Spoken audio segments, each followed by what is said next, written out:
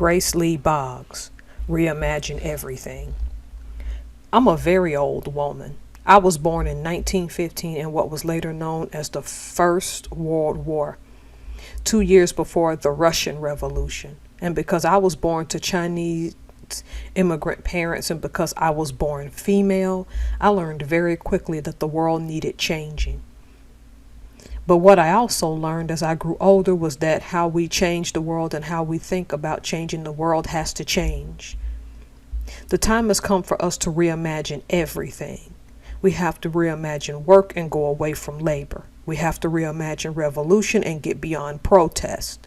We have to think not only about change in our institutions, but changes in ourselves. We are at the stage where the people in charge of the government and industry are running around like chickens with their heads cut off. It's up to us to reimagine the alternatives and not just protest against them and expect them to do better. We are at the point of a cultural revolution in ourselves and in our institutions that is far-reaching as the transition from hunting and gathering to agriculture 11,000 years ago, and from agriculture to industry a few hundred years ago. How do we reimagine education? How do we reimagine community? How do we reimagine family? How do we reimagine sexual identity? How do we reimagine everything in the light of a change that is so far-reaching and is our responsibility to make? We have to think beyond capitalist categories. We can't expect them to make it. We have to do the reimagining ourselves. How do we reimagine? We reimagine by combining activism with philosophy. We have to do what I call visionary organizing. We have to see every crisis as both a danger and an opportunity. It's a danger because it does so much damage to our lives, to our institutions, and to all we have expected. But it's also an opportunity for us to become creative, to become the new kind of people that are needed at such a huge period of transition.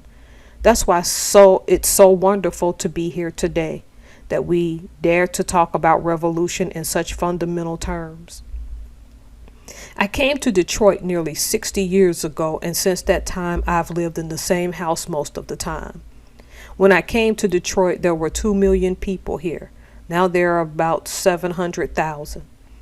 The Chrysler plant where my husband worked employed 17,000 workers.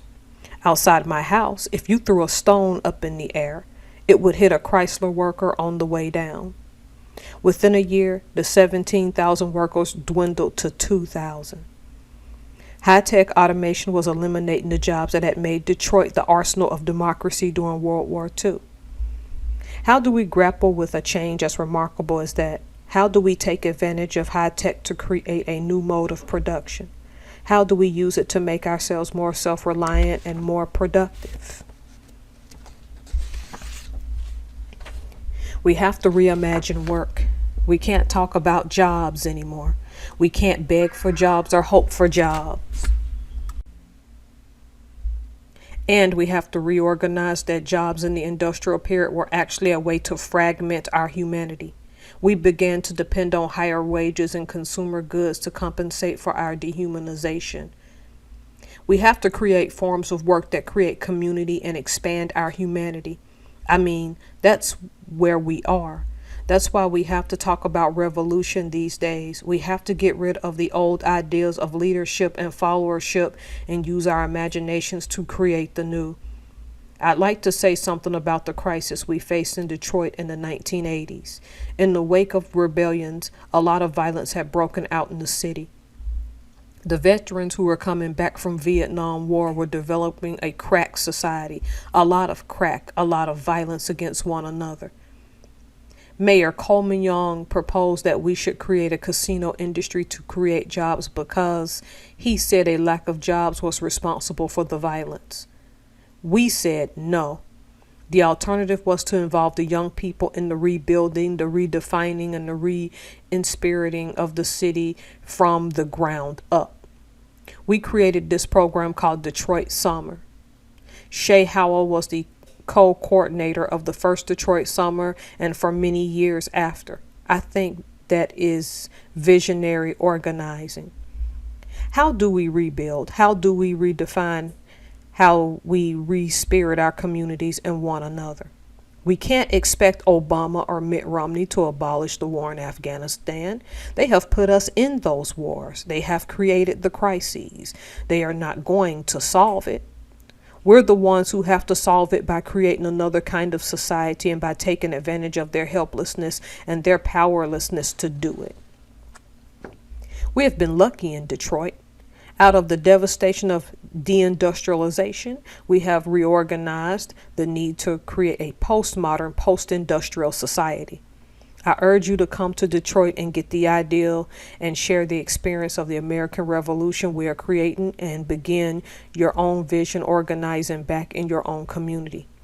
We have the opportunity. We have the challenge in the period to create a new humanity, to create a new society, to create a whole paradigm of education. We have to think of education and young people not as a problem, but as a solution. We have to enlist them in the solutions to the problems of our communities. That's a whole new way of reimagining youth and the relationship between generations. It's an enormous challenge, an enormous task. Now, where do we go from here? It seems to me that we don't need to talk only about the hours of work, but about the difference between the way women look at work and the way you have a job. You have jobs that demean you, that dehumanize you, that fragment you, that make you an appendage to the machine. We make up for it by demanding higher wages or shorter hours. What we need is the kind of work that women do, not counting the hours because they care. And that's a real transformation from a patriarchal concept of work to a matriarchal concept of work. That's where we are. I mean, we are fundamentally challenged in terms of our human identity at this moment. Until we approach this moment with that challenge in mind, we're going to get lost.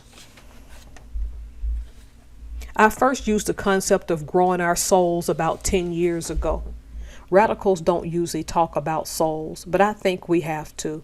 What I mean by souls is the capacity to create the world anew, which each of us has, and how we talk about that with one another.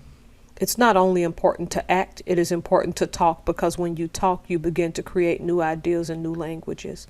We've all been damaged by this system. It's not only the capitalists who are scoundrels, the villains. We are all part of it. And we all have to change what we say, what we do, what we think, what we imagine.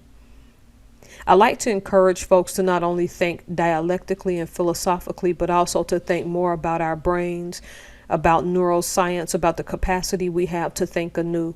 We can only do that if we understand that there's a tendency in the structure of our brains to get fixed in old categories, to get locked into old concepts. That's why philosophy is so important. Think dialectically, think philosophically, think about growing our souls.